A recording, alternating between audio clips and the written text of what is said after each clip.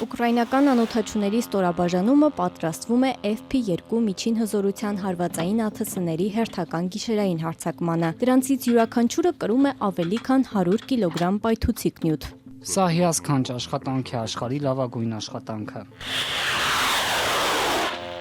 Ուկրաինական զինված ուժերը ավելի ու ավելի հաճախ են թիրախավորում ռուսական ուժերի օպերատիվ թիկունքը, հարվածներ հասցնելով հակաօդային պաշտպանության համակարգերին, զորքերի դիրքերին, պահեստներին և ռազմական այլ ենթակառուցվածքներին։ Միջին հեռահարության հարվածային այս գործողությունները թույլ են տալիս հարվածել ռուսական օբյեկտներին ռազմաճակատից 50-ից մինչև 300 կիլոմետր խորության վրա։ Ուկրաինական ուժերը հայտնում են, ընթացիկ տարվա սկզբից ի վեր զգալիորեն ընդլայնել են նման գործողությունները, ինչի շնորհիվ ըստ նրանց ռուսական օկուպացիայի տակ գտնվող գրեթե ամբողջ տարածքը հայտնվել է հարվածի հասանելիության գոտում։ Երբ անօդաչուներն արդեն օդում են, առաքելությունը գրեթե ավարտված է, մնում է միայն հասնել թիրախին և խոցել այն։ Բուն աշխատանքը պլանավորումն է, երթուղու ընտրությունը և համակարգերի նախապատրաստումը։ Հենց դա էլ պահանջում է ամենաշատ ժամանակն ու ռեսուրսները։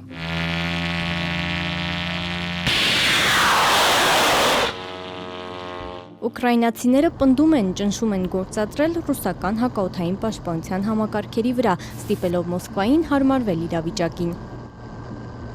Յուրաքանչյուր թիրախ կարևոր է, սակայն ամենակարևորներն այն թիրախներն են, որոնք մեզ օպերատիվ կամ մարտավարական առավելություն են տալիս հակառակորդի նկատմամբ։ Եվ այժմ տեսնում ենք, որ ռուսական հակաօդային պաշտպանության համակարգերը ոչնչացնելու շնորհիվ հնարավոր են դարձել Մոսկվայի մերձակայքում իրականացվող հարվածները։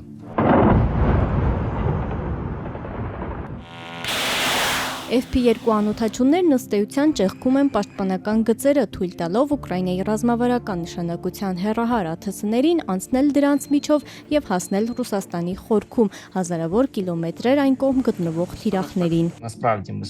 Մենք զգալիորեն ընդլայնել ենք հակառակորդի տարածքում թիրախներին հարվածելու մեր կարողությունը։ Օմսկում վերջերս տեղի ունեցած հարձակումը ցույց տվեց, որ էապես մեծացրել ենք գործողությունների իրականացման հեռահարությունը։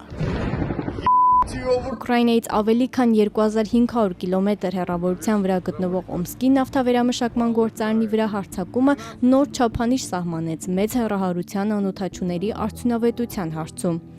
Ռուսաստանի նախագահը հրապարակավ պնդել է, թե Կիևի միջին և մեծ հեռահարության նորագույն ԱԹՍ-ների ազդեցությունը մեծ չէ, միաժամանակ հրահանգելով ավելացնել հակաօդային պաշտպանության համակարգերի արտադրությունը։